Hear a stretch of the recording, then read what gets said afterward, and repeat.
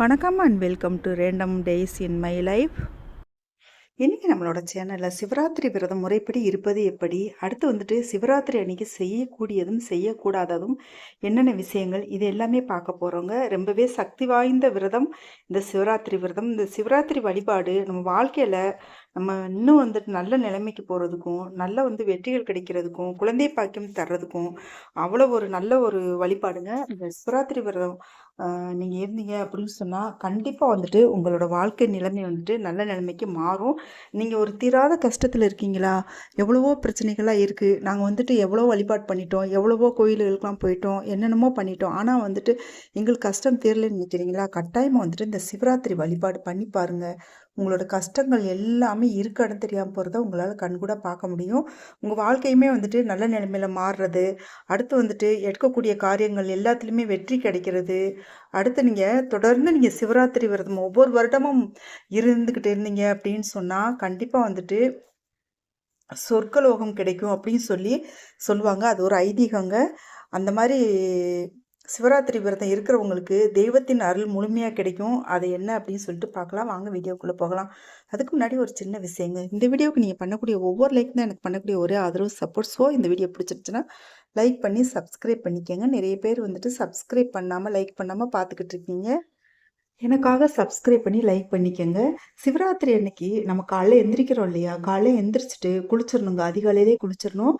குளிச்சுட்டு நீங்கள் வந்துட்டு மாத்திரை சாப்பிட்றவங்களா இருந்தீங்க, உடம்புக்கு சரியில்லை, ப்ரெஷர் சுகர் இருந்துச்சு, இல்லை கர்ப்பமாக இருக்கீங்க அப்படின்னு சொன்னால் உங்களுக்கு விரதம் இருக்கவும் ஆசையாக இருக்குது.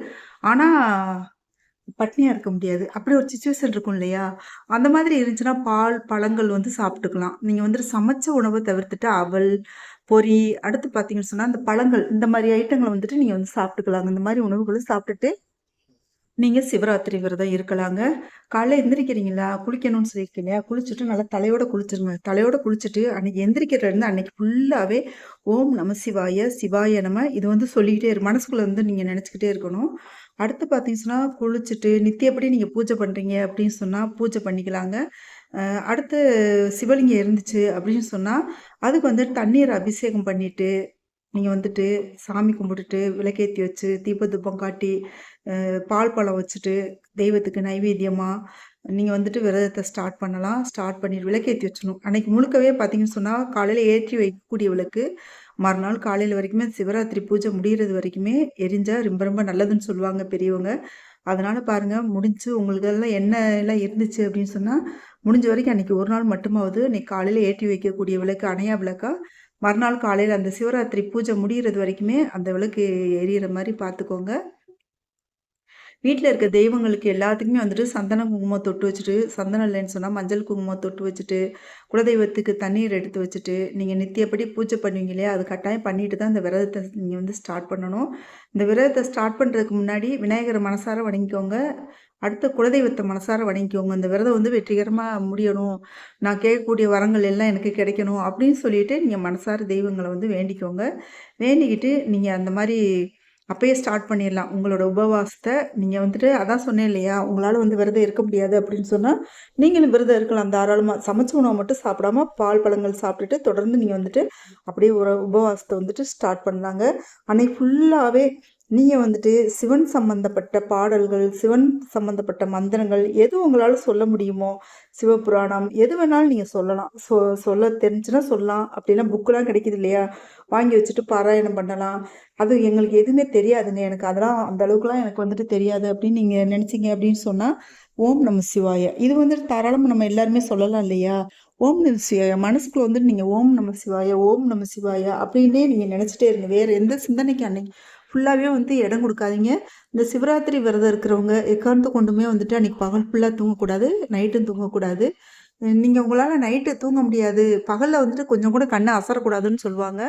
அதனால் பாருங்கள், பகலில் ஒரு சிலருக்கு மதியம் சாப்பிட்டோன்னே தூங்குற பழக்கம்லாம் இருக்கும். அந்த மாதிரிலாம் தூங்கிடாதீங்க. அன்றைக்கி நைட்டும் பார்த்தீங்கன்னு சொன்னால் தூங்கக்கூடாது. சரி, நான் சொன்னேன் இல்லையா? ப்ரெஷர் சுகர் இருக்குது, கர்ப்பமாக இருக்காங்க, இவங்களாம் தூங்காமல் இருக்க முடியாது இல்லையா? அப்போ என்ன செய்யலாம்? ஒரு கால பூஜையாச்சும், ஃபஸ்ட்டு கால பூஜை அப்படி இல்லைன்னா நம்ம அதிகாலையில் கடைசியாக 4 மணிக்கு முடியும் இல்லையா? அந்த கால பூஜையாச்சும் பார்த்துக்கிறது ரொம்ப நல்லதுங்க. நீங்க வந்துட்டு முதல் கால பூஜைய கூட பார்த்துட்டு அதுக்கு பின்னாடி நீங்க போய் தூங்கலாம்.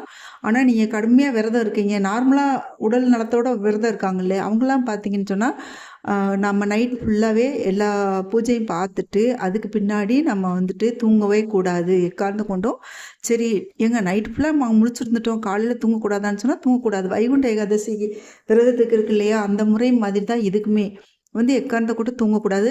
நாம வந்துட்டு எப்போ பூஜைய நிறைவு பண்ணணும் அப்படின்னு சொன்னா, நம்ம கோவிலுக்கு போயிட்டு வர்றோம் இல்லையா? கோயிலுக்கு போயிட்டு திருப்பி காலையில நம்ம வர்றோம். இரவு பூஜை எல்லாம் பார்த்துட்டு, அபிஷேகம் எல்லாம் பார்த்துட்டு, சிவனுக்கு பண்ணக்கூடிய அபிஷேகம் பார்க்குறதுக்குலாம் நம்ம பல ஜென்மமா தவறிருந்தா மட்டும்தாங்க நம்மளுக்கு இந்த வாய்ப்பு கிடைக்கும். எல்லாருக்கும்லாம் அந்த வாய்ப்பு கிடைச்சிராது. இந்த பூமியில பிறந்த எல்லாருக்கும்லாம் அந்த வாய்ப்பு கிடைச்சிராது. நீங்க வந்துட்டு ரொம்ப புண்ணியம் பண்ணியிருந்தா மட்டும்தான் புண்ணிய ஆத்மாக்களுக்கு இந்த வாய்ப்பு கிடைக்கும். அந்த அபிஷேகம் பார்க்குற வாய்ப்பு, அந்த பாக்கியம் எல்லாமே கிடைக்கும். அந்த அபிஷேகத்த பார்த்துட்டு, காலையில வந்துட்டு குளிச்சுட்டு, நீங்க சாப்பிட்டுக்கலாம். நீங்க மறுநாள் சாப்பிட்டுக்கலாம். எப்படி சாப்பிடலாம் அப்படின்னு சொன்னா, நீங்க கோயிலுக்கு நைட்டு போறீங்க இல்லையா? போகும்போதே ஏதாச்சும் புளியோதரை, பொங்கல் ஏதோ ஒண்ணு செஞ்சு நீங்க எடுத்துட்டு போயிரலாம் கோவிலுக்கு. அங்க வரக்கூடிய மக்களுக்கு அந்த பூஜைலாம் முடிஞ்சிருது இல்லையா? அதிகாலை பூஜை 4 மணி பூஜை முடிஞ்ச பின்னாடி, அதுக்கு முன்னாடி குடுக்கக்கூடாதுங்க. முடிஞ்ச பின்னாடி இந்த பிரசாதத்த வந்திருக்கவங்களுக்கெல்லாம் குடுக்குறது பெரும் பாக்கியம், பெரும் புண்ணியம் கிடைக்கக்கூடியது. அத்தனை ஆத்மாக்களுக்கு அந்த பூஜைய பார்த்தவங்களுக்கு உங்க கையால பிரசாதம் குடுக்குறீங்க இல்லையா? அது மகா பாக்கியம் இருந்தா மட்டும் தான் செய்ய முடியும். உங்களால முடிஞ்சுச்சு அப்படின்னு சொன்னா, அது மாரி ஏதாச்சும் நம்ம விரதத்துக்குன்னு சமைச்சு எடுத்துட்டு போயி, சித்ரான்னங்கள் ஏதாவது புளியோதரை, லெமன் சாதம், தயிர் சாதம், பொங்கல் இந்த மாரி வெரைட்டி ரைஸ் மாரி ஏதாவது செஞ்சு எடுத்துட்டு போயி, பூஜை முடிஞ்ச பின்னாடி எல்லாருக்கும் குடுக்கலாம். அது ரொம்ப ரொம்ப விசேஷமானதுங்க. உங்களுக்கு அதுவும் அந்த பூஜைய கண்குளிர பார்த்தவங்களுக்கு குடுக்குறீங்க இல்லையா? அது அவ்வளோ பெரிய பாக்கியம் பாருங்க. அடுத்து அப்படி இல்ல அப்படின்னு சொன்னா, நீங்க பூஜைய பார்த்துட்டு, நீங்க வீட்டுக்கு கட்டாயம் எடுத்துட்டு போணுமான்னா, அப்படிலாம் இல்லங்க. உங்களால முடிஞ்சா எடுத்துட்டு போங்க. அப்படி இல்லைன்னா ஒண்ணும் பிரச்சனை இல்ல. அதுக்கு பின்னாடி நீங்க வீட்டுக்கு வந்துரலாங்க. வீட்டுக்கு வந்துட்டு நீங்க குளிச்சுட்டு, நல்லா குளிச்சிடணும். கொஞ்ச நேரம் உட்காந்துரணும். வந்த உடனே அப்படி நேரா பாத்ரூம் போக்கூடாது. ஏன்னா, நீங்க பெரிய பூஜை, மகா சிவராத்திரி பூஜைய நீங்க பார்த்துட்டு வந்திருக்கீங்க, விரதம் இருந்துட்டு வந்திருக்கீங்க. போன உடனே எப்பவுமே கோயிலுக்கு போனோனே தட தடன்னு நம்ம பாத்ரூம்குள்ள நுழையக்கூடாது. போய் கை கால கழுவி விடக்கூடாது. கொஞ்ச நேரம் உட்காரணும். அமைதியா கொஞ்ச நேரம் உட்காந்துட்டு, அப்படியே உட்காந்துரணும். தெய்வ சிந்தனையோடயே உட்காந்துருக்கணும். ஓம் நம சிவாயா அப்படி சொல்லிட்டு கொஞ்ச நேரம் உட்காந்துருக்கணும். உட்காந்துட்டு அதுக்கு பின்னாடி போயிட்டு நீங்க குளிக்கலாம். அதுக்காக அப்படியே இருக்கணும்னு அவசியம் இல்ல. கொஞ்ச நேரம் ஒரு 1/2 மணி நேரம் உட்காந்துருந்துட்டு, அதுக்கு பின்னாடி நீ போய் குளிச்சுட்டு, விரதத்த நீங்க பூர்த்தி பண்ணிக்கலாம். நீங்க ஏதாவது சாப்பிட்டுக்கலாம். வீட்டுக்கு வந்த பின்னாடி குளிச்சுட்டு சாப்பிட்டுக்கலாம். சாப்பிட்டுட்டு ஆனா தூங்கக்கூடாது. அன்னைக்கு ஃபுல்லாவே பார்த்தீங்கன்னு சொன்னா, தூங்கக்கூடாது. நம்ம வைகுண்ட ஏகாதசி விரதத்துக்கு எப்படி கண்ணு கூட கொஞ்சம் அசரக்கூடாதுன்னு சொல்லுவாங்க இல்லையா? அந்த வைகுண்ட ஏகாதசி விரதத்தன்னைக்கு நைட் ஃபுல்லா முழிச்சிருந்துட்டு, மறுநாள் விரதம் விட்டுட்டு, அடுத்து அன்னைக்கு ஃபுல்லா எப்படி தூங்கக்கூடாதுன்னு சொல்லுவாங்க. அதே மாதிரி தான் சிவராத்திரி விரதத்துக்கும். கொஞ்சம் கூட கண்ணு அசரக்கூடாது, படுக்கக்கூடாது. அன்னைக்கு ஃபுல்லாவே படுக்கக்கூடாது. முதல் நாளும் படுக்கக்கூடாது. அந்த விரதம் முடிச்ச பின்னாடியும் படுக்கக்கூடாது. ஆனா சாப்பிட்டுக்கலாம். நம்ம விரதத்த முடிச்சுட்டு நம்ம என்ன வேணாலும் சாப்பிட்டுக்கலாம். சாப்பிட்டுக்கணும். ஆனா அன்னைக்கு நான்வெஜ் சாப்பிடக்கூடாது. அந்த விரதத்த முடிக்கிறீங்க இல்லையா? அன்னைக்கு நம்ம சைவ சாப்பாடு தான் சாப்பிடணும். நாம சாப்பிட்டுக்கலாம். சைவ சாப்பாடு எது வேணாலும் சாப்பிட்டுக்கலாம். ஆனா கண்ணு கொஞ்சம் கூட அசரக்கூடாது, படுக்கக்கூடாது. சும்மா கூட படுக்கக்கூடாது. நம்ம படுத்தோம்னாலே பார்த்தீங்கன்னு சொன்னா, முதல் நாள் நம்ம தூக்கம் இல்லாம இருந்திருக்கோம் இல்லையா? அப்படியே போட்டு அசத்திரும். அதுக்கு தான் பெரியவங்க சொல்லுவாங்க, "நீ முதல் நாள் விரதம் இருந்ததே பிரயோசனம் இல்லாம போயிரும். தயவு செஞ்சு தூங்கிராத." அப்படின்னு சொல்லி வீட்ல இருக்க பிள்ளைங்களுக்கு சொல்லுவாங்க.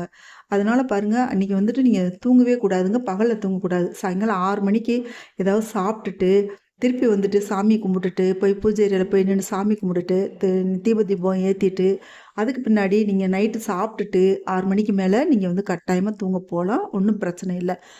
அது வரைக்கும் நீங்க அந்த பயபக்தியா அந்த விரதத்த கடைப்பிடிச்சீங்க அப்படின்னு சொன்னா, நிறைய பேருக்குங்க வாழ்க்கையில பல பெரிய உயரங்கள எட்டியிருக்காங்க.